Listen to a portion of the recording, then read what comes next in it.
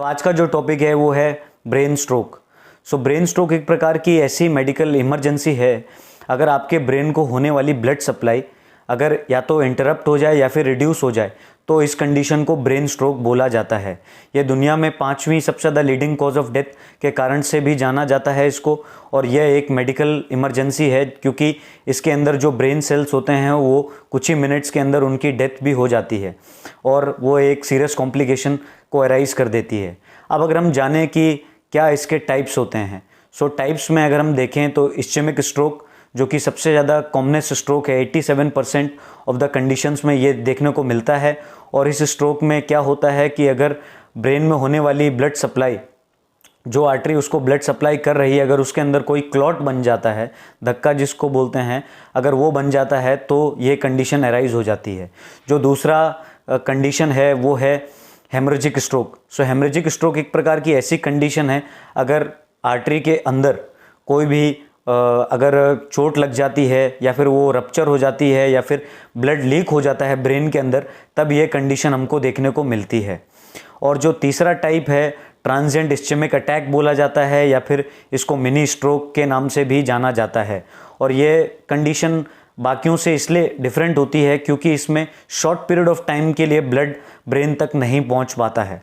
अब अगर हम डिस्कस करें कि क्या इसके लक्षण हो सकते हैं या फिर क्या इसके सिम्टम्स हैं, सिम्टम्स में पहला जो सिम्टम है मुख्य तरह से वो पैरालिसिस, जो कि ज़्यादातर देखने को मिलता ही मिलता है, और नमनेस रहती है अफेक्टेड पार्ट में, ज़्यादातर फोरआर्म में देखने को मिलता है, और फेस ड्रॉप हो जाता है, मीन्स सर एक गिरने जैसी कंडीशन भी क्रिएट हो जाती है। स्पीच की डिफ़िकल्टी होती है, स्लरिंग भी रहती है वॉइस के अंदर।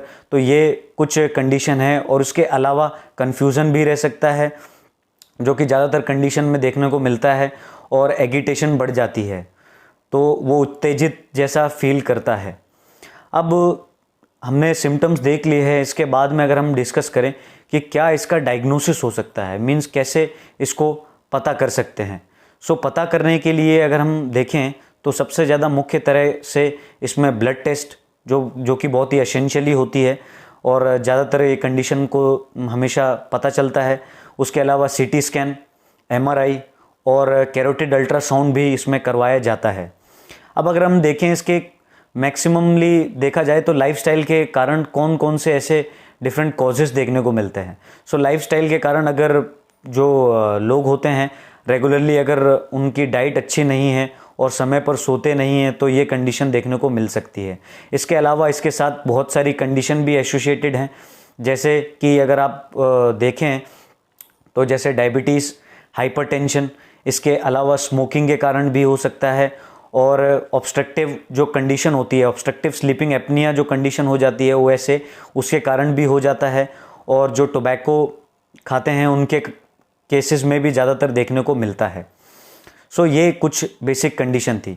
इसके बाद में अगर हम डिस्कस करें कि क्या इसका ट्रीटमेंट हो सकता है, ट्रीटमेंट में अगर हम जानें तो सबसे मुख्य तरीके से पहले तो ये आइडेंटिफाई करना पड़ता है कि ये किस प्रकार का स्ट्रोक है, उसके बाद में उसका अंडरलाइनिंग ट्रीटमेंट स्टार्ट किया जाता है। अगर हम देखें तो इसमें जो एंटीप्लेटलेट ड्रग्स होते हैं वो बहुत ही अच्छा काम करते हैं, और उसके बाद में जो ब्लड क्लॉटिंग ड्रग्स होते हैं जो कि थ्रोम्बोलाइटिक ड्रग्स होते हैं वो बहुत ही ज़्यादा हेल्पफुल होते हैं, जो कि इसमें बहुत अच्छी तरीके से हेल्प करते हैं, और सर्जरी भी ज़्यादातर केसों में होता है। बट बेसिकली ये डिपेंड करता है कि किस प्रकार का स्ट्रोक है, उसी हिसाब से ट्रीटमेंट होता है। Thank you friends.